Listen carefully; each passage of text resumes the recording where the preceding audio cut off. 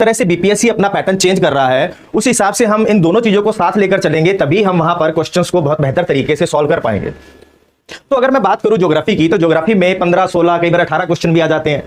तो ज्योग्राफी से ठीक ठाक क्वेश्चन अब आने लगा है, तो हमें इसे बहुत ही ध्यान से पढ़ना होगा, ध्यान से इसके क्वेश्चंस को सॉल्व करना होगा। साथ ही साथ हम इस क्वेश्चंस को तो सॉल्व करेंगे ही करेंगे, लेकिन हम साथ साथ उसमें जो ऑप्शंस हैं उन पर भी विचार करेंगे, उनको भी हम देखेंगे कि कोई क्वेश्चन में अगर कोई ऑप्शन सही है तो वो क्यों है, और नहीं है तो वो क्यों नहीं है, जिससे आपके एक क्वेश्चन के साथ कई सारे क्वेश्चन सॉल्व होंगे। और हमारी पूरी कोशिश रहेगी कि हम इसमें आपको पूरा रिवाइज करवा पाए ज्योग्राफी को, क्योंकि हमारा 6 दिन का ये पूरा का पूरा चलेगा ज्योग्राफी वाला सेक्शन, और उसमें 1 बाय 1 हम टॉपिक्स को लेते जाएंगे और उनको हम देखते जाएंगे। देखो, सबसे पहले आज के जो टॉपिक्स हैं वो देखने हैं हमें। तो देखो, आज हम देखेंगे गया तारे हो गया, ब्रह्मांड की उत्पत्ति और विकास हुआ, सूर्य, पृथ्वी, चंद्रमा और ग्रहों की उत्पत्ति, ये सारे टॉपिक हमें देखने हैं। और मुझे उम्मीद है कि आप सब लोग इसे पढ़ के आए होंगे, और अब हम इनको एक एक करके इनके क्वेश्चंस को लेंगे और जितने भी इसमें कंसेप्ट्स आएंगे उनको देखते चले जाएंगे।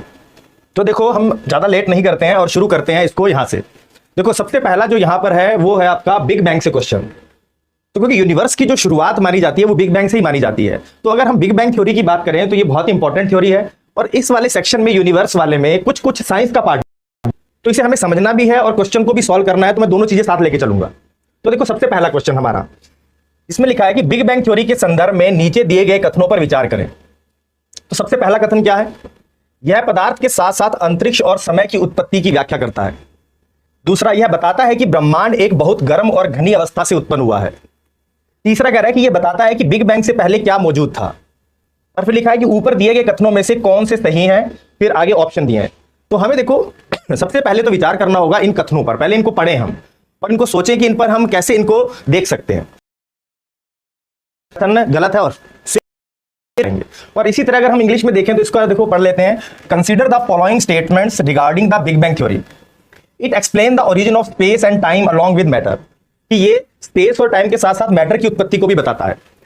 It propose that the universe emerged from an extremely hot and dense state, कि जो हमारा पूरा का पूरा यूनिवर्स है बहुत ही हॉट और सघन अवस्था से, बहुत ही डेंस स्टेट से उत्पन्न हुआ है। और कहता है कि it explain what existed before the big bang, कि बिग बैंग से पहले क्या था उसकी भी ये व्याख्या करता है। तो इसका ऑप्शन अगर आप देखो तो पहला क्या है, एक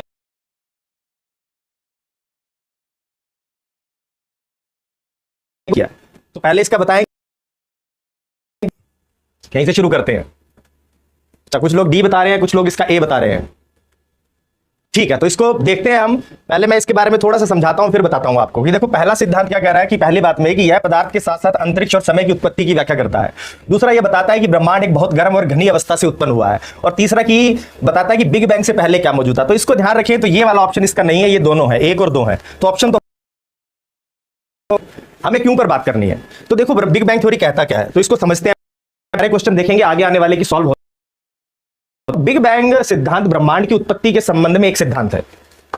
यह सिद्धांत कहता है कि जो पूरा का पूरा जो हमें ब्रह्मांड दिखाई दे रहा है वो पहले नहीं था, उसकी जगह पर एक शुरुआत में आज से लगभग 13.8 अरब वर्ष पूर्व, आज से 13.8 अरब वर्ष पूर्व एक पॉइंट था, एक सिंगल पॉइंट था।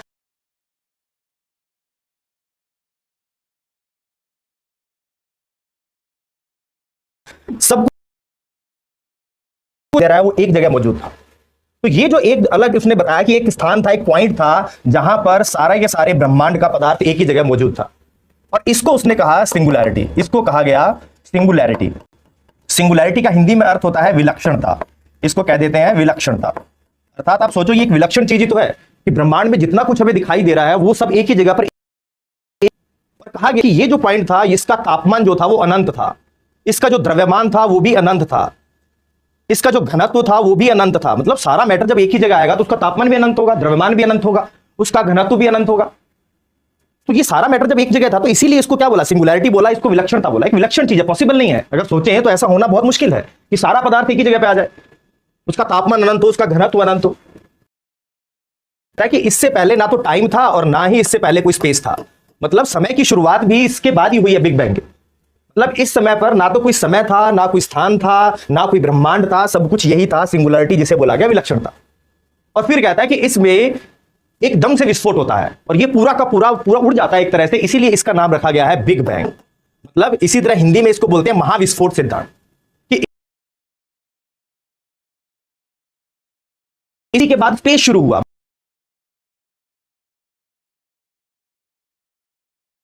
तेरह 13.8 अरब वर्ष पहले ये घटना हुई और उसके बाद से लगातार ये चीजें क्रिएट हो रही। तो इट मींस इसने क्या बताया कि ये जो है सिंगुलरिटी या बिग बैंग है, इसी के बाद पदार्थ बना, इसी के बाद समय बना, इसी के बाद स्थान आया। लेकिन अगर इनसे पूछा जाए कि भाई इससे पहले क्या था, तो इसका जवाब इनके पास नहीं है। वो कह रहे हैं कि इससे पहले ना पूछो कि भाई ये जो, तो ये मान के चलो कि ये सिंगुलरिटी है, इसी से सब कुछ महाविस्फोट के बाद, बिग बैंग के बाद आगे सब बना। तो ये इसके पीछे की व्याख्या नहीं करता। तो इसीलिए देखो इस ऑप्शन में अगर हम देखें यहां पर, तो पहले में देखो यह पदार्थ के साथ साथ अंतरिक्ष और समय की उत्पत्ति की व्याख्या करता है। देखो ये मैटर के साथ साथ स्पेस और टाइम दोनों की व्याख्या करता है कि दोनों उत्पन्न हुए बिग बैंग के बाद 13.8 अरब वर्ष पहले। फिर यह बताता है कि ब्रह्मांड एक बहुत ही गर्म और घनी उसी में विस्फोट से बना। देखो यह बताता है कि बिग बैंग से पहले क्या मौजूद था। यह नहीं बताता ये सिद्धांत कि बिग बैंग से पहले क्या था। यह कह रहा है कि मान के चलो कि बिग बैंग से ही सब कुछ शुरू हुआ है और उसी के बाद सब कुछ क्रिएट हुआ है। इसलिए ये तीसरे वाला ऑप्शन आपका नहीं है, ये 1 और 2 होगा और आपका ऑप्शन होगा ए। तो ये आपका क्वेश्चन था बिग बैंग से। और थोड़ा बिग बैंग के बारे में देख लेते हैं, जब आप पढ़ ही रहे हैं तो इसको हम थोड़ा और रिवाइज कर लेते हैं। देखो कि कैसे, ठीक है, तो थोड़ा सा देख लेते हैं क्योंकि इस पे कई सारे 5 मिनट में ये कंप्लीट हो जाएगा। तो फिर इसके साथ 7-8 क्वेश्चन एक साथ जो होंगे बिग बैंग के, वो सारे सॉल्व होंगे।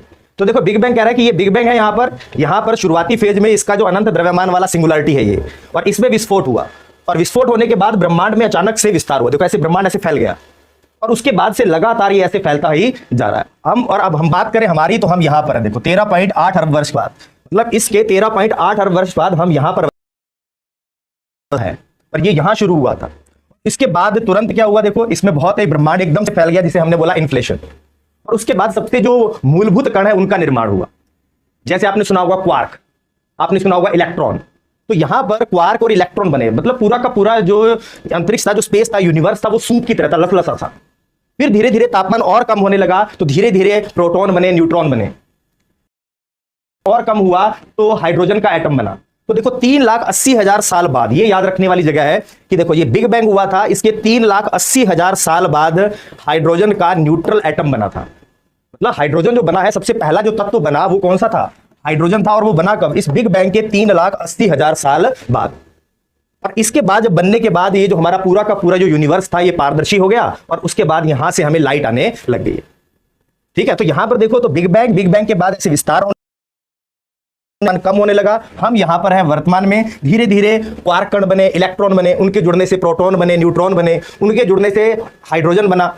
और 3,80,000 साल बाद इस बिग बैंग के सबसे पहला जो एटम था, जो परमाणु था, वो हाइड्रोजन का बना, और ये यूनिवर्स जो था वो पारदर्शी होने लगा और इससे प्रकाश गमन करने लगा। और फिर धीरे धीरे यहां पर आओगे तो तारों का निर्माण हुआ, फिर गैलेक्सीज का निर्माण हुआ। तो तारे बने, गैलेक्सी बनी, बैंग से ही निकलता। ये इसका ओवरव्यू है बिग बैंग के सिद्धांत का। तो अब आगे हम कि अगर यहां से क्वेश्चन आएंगे तो उनको देख पा रहे हैं या नहीं कर रहे, इसका ये आंसर था यहां पर।